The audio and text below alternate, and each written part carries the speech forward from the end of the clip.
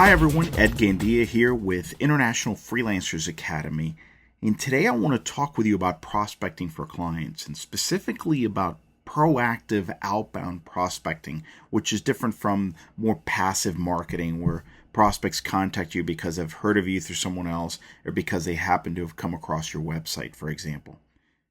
So when you net it all out, the two biggest variables that determine your chances of landing great clients are, number one, going to where prospects congregate. So going to where prospects actually hang out, where they're going to be there with actual projects and actual work. And number two, going to where you're known or leveraging your existing relationships. That's really it. I mean, successful prospecting really boils down to your ability to spend more of your time where these variables are high. So for instance, if you look at the vertical axis, one extreme example would be the online job boards and marketplaces. So these are online marketplaces where prospects actually have projects where they're going to look for solo professionals to help them complete these projects. And when you look at the horizontal axis, reaching out to friends, colleagues, and relatives is a proven way to find clients because the trust factor is so high. They know you, so you skip that whole trust phase in the sales cycle and trying to land the client. If we look at the bottom of these two axes, you'll find that there are plenty of prospecting activities that are very low on both of these variables. So launching a website and hoping that people will find it and will hire you from that, or doing random advertising or pay-per-click advertising just because it sounded like a good idea.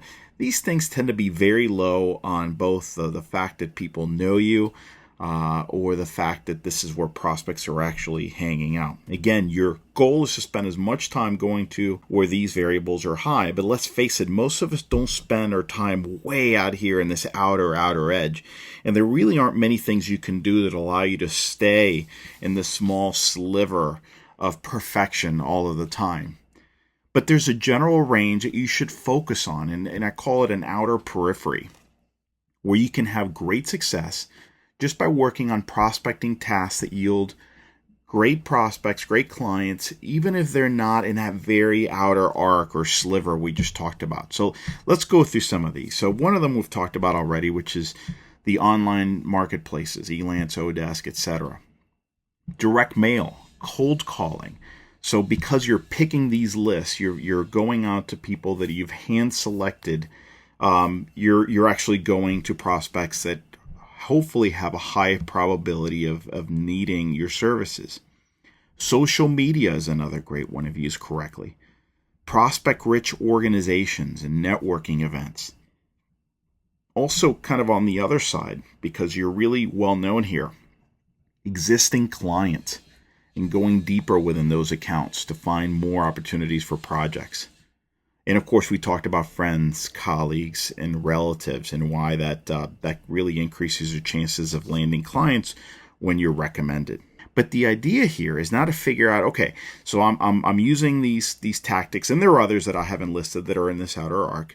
But how can I optimize these strategies so that I can get even more out of these efforts? In other words, what can I do to move either to the right or further up, so that I can at least try to be in that outer arc? So let's take some examples here. So online job boards and marketplaces. So rather than going to a bunch of them and just randomly going for projects and chasing projects, why not pick just one of these marketplaces and focus on developing a track record and a following and some credibility there?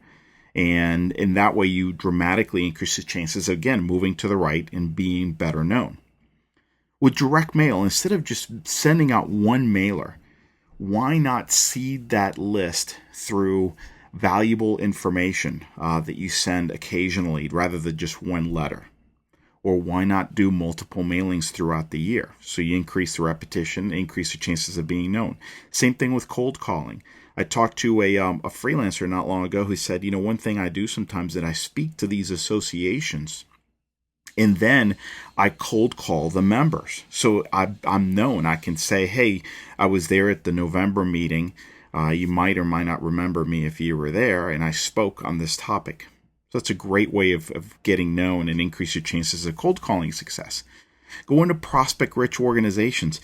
Okay, so how can you increase your chances of success there? Well, why not get involved in some of the committees and board of directors instead of just showing up for the networking events? With existing clients, you can now move up by proactively asking clients for introductions to other people in the organizations. Or why not tell them about the other services you offer they may not be aware of? With friends and colleagues, you can explain what you do in a way they understand it in layman's terms. And by being clear about the types of organizations and people you're looking for, you can increase the chances that they'll be able to refer you to people who could use your services. All right, so I have an assignment for you. Take a look at all the outbound prospecting activities that you engage in right now and figure out where they fall on this graph.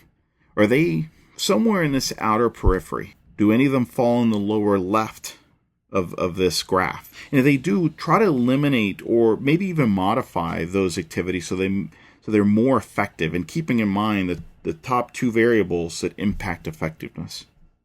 And for activities in the upper periphery, again, list some things you can do to either move up or right in this graph. So I hope you enjoyed this episode. This has been Ed Gandia with International Freelancers Academy. Hope you have an awesome day.